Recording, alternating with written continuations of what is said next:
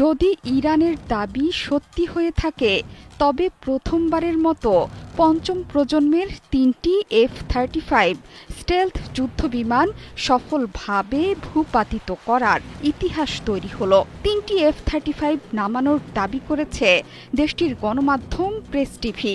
এসব বিমান স্থানীয়ভাবে তৈরি আকাশ প্রতিরক্ষা ব্যবস্থা দিয়ে ভূপাতিত করেছে তেহরান। শনিবার বিকেলে ইরানি সেনাবাহিনীর জনসংযোগ অফিসের ঘোষণায় বলা হয়েছে, আগের রাতে আরও দুটো বিমান ধ্বংসের পর তৃতীয় ইসরায়েলি F-35 স্টেলথ যুদ্ধবিমান ভূপাতিত করেছে ইরানের বিমান প্রতিরক্ষা ব্যবস্থা। এর মাধ্যমে স্টেলথ যুদ্ধবিমান ভূপাতিত করার তালিকায় প্রথম দেশ হিসেবে আত্মপ্রকাশ করল তেহরান। ইরানের সেনাবাহিনীর বিবৃতিতে বলা হয়েছে, সবশেষ একটি F-35 এর পাইলট বিমান থেকে বেরিয়ে আসার পরপরই তাকে আটক করা হয়েছে। এর আগে আরও দুটো F-35 যুদ্ধবিমান ভূপাতিত করার দাবি করেছিল তেহরান। এই দুই যুদ্ধবিমানের একজন পাইলট নিহত হয়েছে এবং অন্যজন ধরা পড়েছে বলেও দাবি করেছে দেশটি।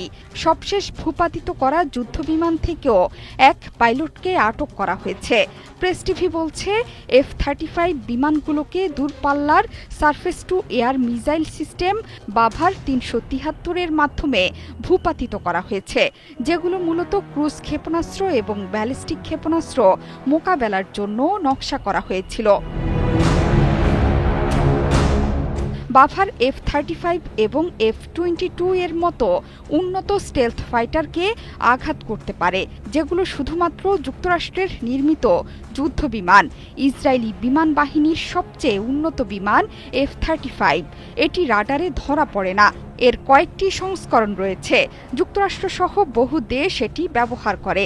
সেই ধারাবাহিকতায় মিত্রদেশ যুক্তরাষ্ট্র থেকে এসব যুদ্ধবিমান পেয়েছে ইসরায়েল।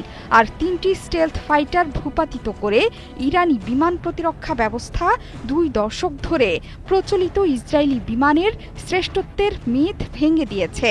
৪৮ ঘণ্টার মধ্যে ধ্বংস করা হয়েছে ৩টি বিমান। ইরান সত্যি যদি F-35 ভূপাতিত করে থাকে, তাহলে এটি পশ্চিমা প্রযুক্তির জন্য একটি বড় ধাক্কা। বাজারে F-35 যুদ্ধবিমানের চাহিদা পড়ে যাওয়ার শঙ্কা করা হচ্ছে। যদিও ইসরায়েলি সেনাবাহিনী এই দাবি পুরোপুরি ভিত্তিহীন বলে মন্তব্য করেছে। শুক্রবার ভোরে ইরানের পরমাণু স্থাপনা, ব্যালিস্টিক ক্ষেপণাস্ত্র তৈরির কারখানা এবং আকাশ প্রতিরক্ষা ব্যবস্থায় বিমান হামলা চালায় ইসরায়েল। অন্তত ২০০টি যুদ্ধবিমান দিয়ে ইরানের বিভিন্ন শহরের ১০০-র বেশি নিশানায় হামলা চালায় তেল আবিব। হামলার জবাবে কয়েক ঘণ্টার মধ্যে ইসরায়েলের দিকে দফায় দফায় ড্রোন ক্ষেপণাস্ত্র হামলা চালাতে থাকে তেহরান। গুড়িয়ে দেয়া হয়েছে ইসরায়েলের তেল আবিবের বহু ভবন। প্রথম হামলার ১২ ঘণ্টা পর দ্বিতীয় দফায় হামলা চালায় ইসরায়েল। একই সময়ে ড্রোন ক্ষেপণাস্ত্রের পাল্টা আঘাত হানে ইরান।